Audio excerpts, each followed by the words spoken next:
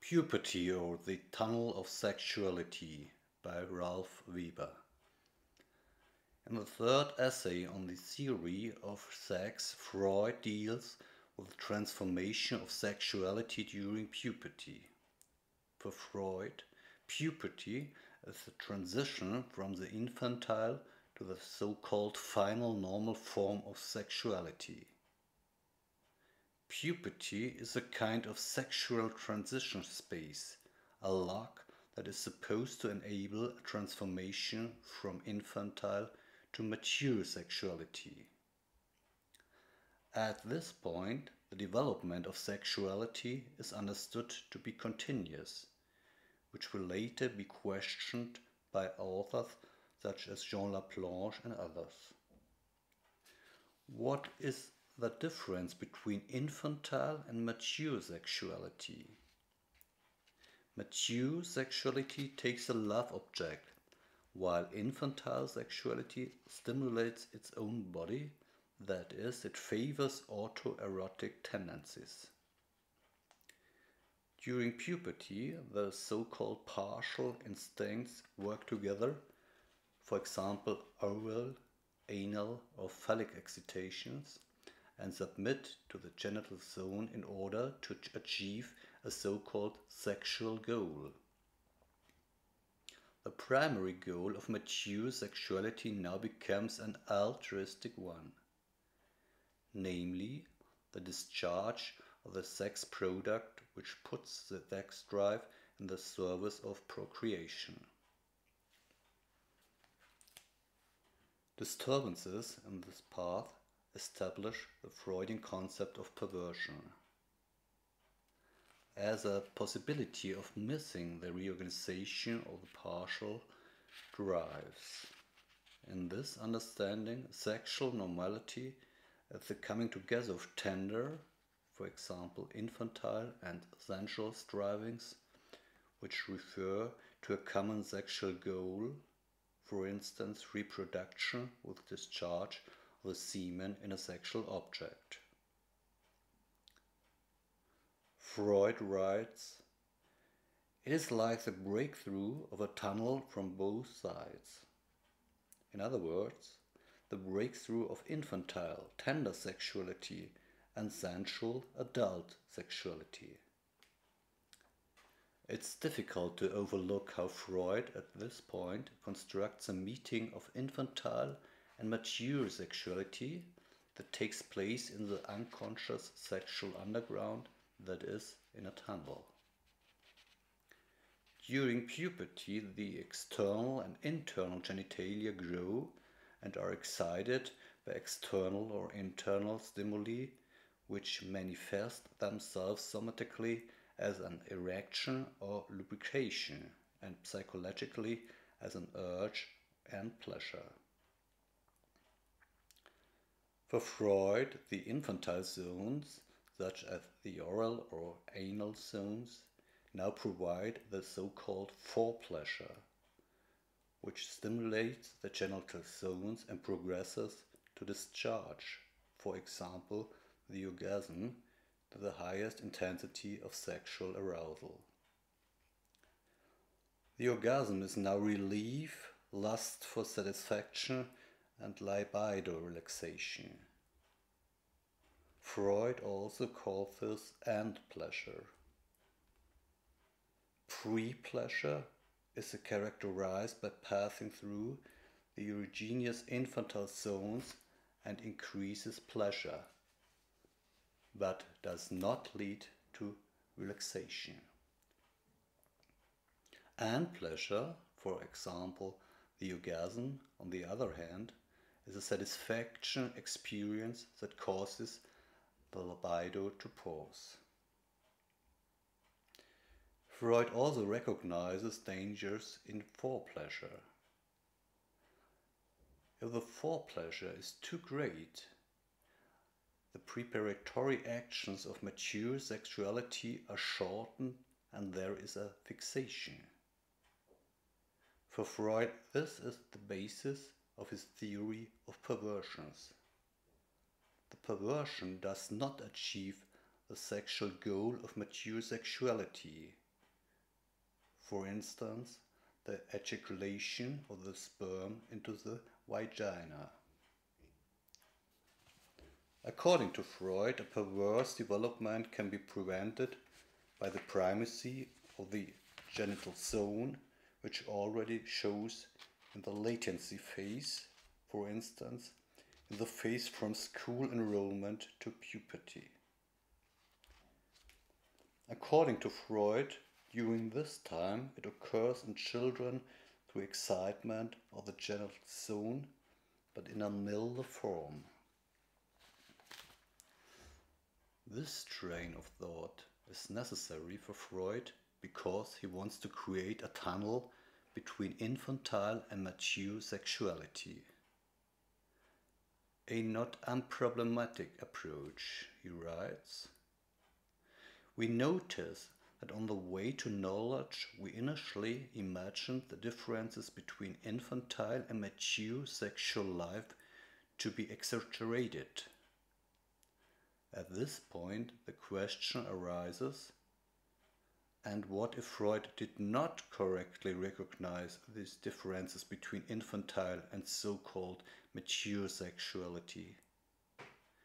What if the differences are very big or even invincible? What if the two forms were two different types of sexuality, or even further? What if the concept of sexuality does not apply here at all? What is sexuality anyway? Questions that have not yet been answered. Furthermore, Freud confronts the problem of a sexual arousal. For Freud, it is difficult to see a direct connection between pleasure and sexual tension. Sexual tension is always associated with discomfort. The orgasm is a counter-argument of a direct connection between pleasure and sexual tension, which tries to identify the spontaneous ejaculation during abstinence. For instance, the sexual tension, striving for discharge and exhaustion after orgasm, which also makes the erogenous zone unexcitable. The libido theory. The libido theory is based on the chemical theory. As soon as it is possible to take exact measurements in chemistry, Freud defines the libido accordingly as a quantitatively variable force which could measure processes and transformation in the field of sexual arousal. In addition, the libido differs from other psychological energies such as nutritional processes and thus represents an independent variable. Libido can therefore be measured quantitatively, and it is a qualitative variable. It is important to Freud that sexual excitement does not come from the genitals alone, but from all organs of the body. The libido quantum, as he calls it, serves Freud the connection as a psychological representation of sexual arousal. In this sense, libido is a kind of representation of sexual arousal. In this context, Freud first used the term ego libido, which in his work on the introduction of narcissism 9 years later will play a major role in the structure of the ego. In this first mention of the ego, libido corresponds roughly to the libido quanta with which the developing ego is cathected. Freud declared this ego libido to be the basis for understanding psychosexual development. Then the ego libido initially, as the name suggests, occupied the ego, later also the object, that is, people, but also objects, and can return in the form of the problematic secondary narcissism. The ego libido is in its cathexis of the objects, for example, the formation of relationships to the psychoanalyst directly accessible. Men and women. In his considerations on puberty, as Lewis from infantile to mature sexuality, Freud has hitherto omitted an essential aspect, that of gender differentiation. He is now catching up on this and declaring puberty to be a phase of sharp separation of the sexes, namely of the sex characters. What up until then was mostly anatomically assigned to one of the two genital apparatus is now devoid of any ambiguity. He attributes to the female character the early general sexual inhibition and greater sexual repression during puberty. In addition, the female character is more likely to be characterized as passive sexual. Freud immediately relativized this sharp distinction by assigning active autoerotic action to both sexes, which leads him to the originally bisexuality of man. Now, what is female? What is male?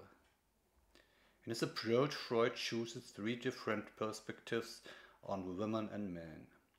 First, the psychological one, which assigns activity to the man and passivity to the woman. Both sexes are therefore included in the active-passive dichotomy.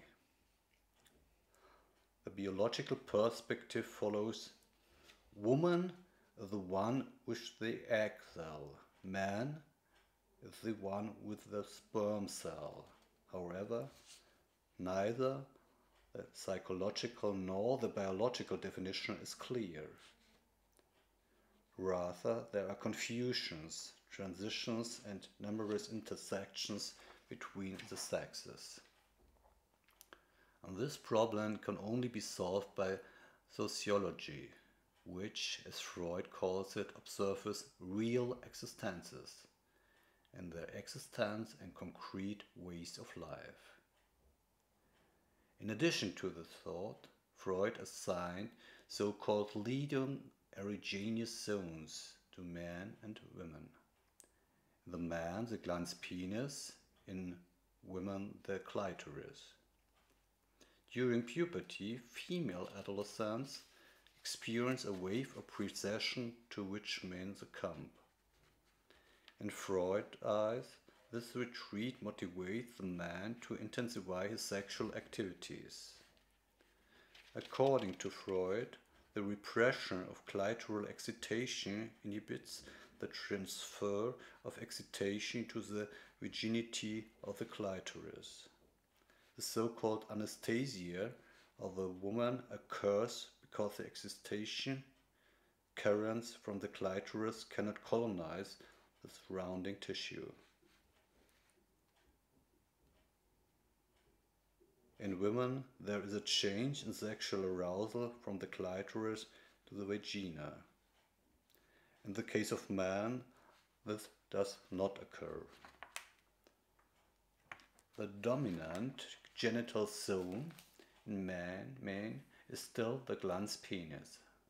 The increased wave of sexual repression of women during puberty and the disturbance-prone change of the erogenous zone from clitoris to vagina are important to prerequisites for female hysteria for Freud.